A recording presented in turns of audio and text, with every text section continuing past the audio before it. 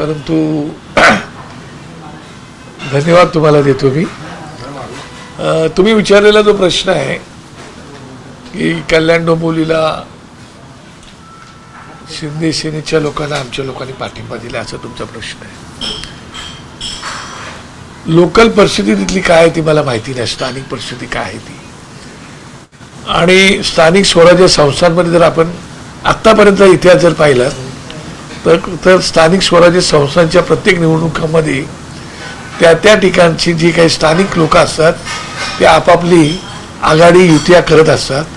किंबहुना निशाणी जी असते त्या निशाणीमध्ये पण त्यांच्या आपसामध्ये तडजोडी होतात, वाटाघाटी होतात, चर्चा होते आणि मग काहीतरी निर्णय त्याचा होत असतो.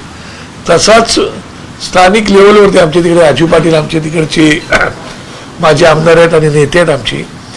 स्थानिक लेवलवरती त्यांनी काहीतरी इंटरनल ॲडजस्टमेंट ती केलेली असावी असं मला वाटतंय. आणि अशा प्रकारच्या काही नवीन घटना नाही, सगळीकडे अशा प्रकारचे चित्र दिसण्यात येतं. त्यामुळे हा स्थानिक पातळीचा विषय आहे, त्या विषयावरती आणखी माहिती आम्हाला मिळेलच. अजूनपर्यंत तरी माहिती आम्हाला मिळालेली नाही, परंतु स्थानिक पातळीवरती अशा प्रकारच्या घटना घडत असतात. परंतु आश्चर्यकारक परिस्थिती अशी आहे की तिथे युती म्हणून लढलेली शिवसेना आणि भाजप यांना बहुमताच्या बराच पुढे आकडा त्यांनी गाठलेला आहे. असं असताना मनसेची मदत घेतली जाते, त्यामुळे असा त्यातून एक निष्कर्ष काढला जातोय की तिथे शिंदे हे एक हाती त्यांची सत्ता किंवा त्यांचा महापौर बसवण्यासाठी मनसेची मदत घेत आहे. पहिली गोष्ट लक्षात घ्या, मला आजही आठवतंय की ज्यावेळेला सन्माननीय वाजपेयी साहेब पंतप्रधान झाले होते त्यावेळेला तुम्हाला आठवते, आता वाजपेयी साहेब पण नाहीत आणि सन्माननीय महाजन साहेब पण नाहीत, त्यावेळेला त्यांनी नारा दिला होता 100% इंडिया शायनिंग वगैरे नारे तुम्हाला माहिती आहे. तेव्हा प्रत्येक पक्ष हा आपल्या स्वतःचं काही ना काही वाढवायला बघत असतो.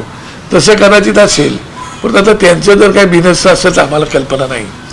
परंतु युती आघाडीमध्ये असं कधी कधी बिनसलं जातं. जसं पुण्यामध्ये बिनसले, पिंपरी चिंचवडला बिनसले, बऱ्याच ठिकाणी बिनसले, चंद्रपूरला बिनसले, अशा बऱ्याच ठिकाणी गोष्टी बिनसलेल्या सापडतात. त्याच्यामुळे कल्याण डोंबिवलीमध्ये सुद्धा BJPचं आणि त्यांचं कदाचित थोडंसं बिनसलेलं असावं आणि शिंदे साहेबांना वाटलं असावं की आपल्या स्वतःच एक हाती सत्ता असावी, म्हणून त्यांनी कदाचित लोकल लेवलवरती या तडजोडी केल्या असाव्यात. तुमची विशेषतः परवानगी घेतल्याशिवाय ते पुढे पाऊल टाकू शकत नाही, तर अशा प्रकारची काही माहिती किंवा अशा प्रकारचं काही बोलणं झालं? ती माहिती आता मला घ्यावी लागेल काय. त्याच्यामुळे राजू पाटलांनी घेतलेला निर्णय आता तुम्ही तसं समजा काय ते, परंतु राजू पाटलांनी ते घेतलेला निर्णय हा त्यांनी स्थानिक गोष्टींचा विचार करून घेतलेला निर्णय आहे असं मला वाटतं. पण मग असं असेल तर तो पक्षाला मान्य असेल का की पक्ष विरोधी कृती समजली जाईल की पक्षाला या संदर्भात काही कल्पना देण्यात आली? नाही, मला असं वाटतं की कुठली गोष्ट लक्षात घ्या की काही वेळेला तडजोड अशाच कराव्या लागतात स्थानिक पातळीवरती. त्याच्यामुळे मला वाटत नाही की त्याच्यावरती नेमकं काय करावं ते, पण ते पक्षप्रमुखांचा तो अधिकार आहे. पक्षप्रमुख त्याच्यावरती काय निर्णय घ्यायचा तो पक्षप्रमुख त्याच्यावरती निर्णय घेऊ शकतात, तो त्यांचा अधिकार आहे. पण लोकल लेवलवरती अशा प्रकारच्या घटना घडत असतात.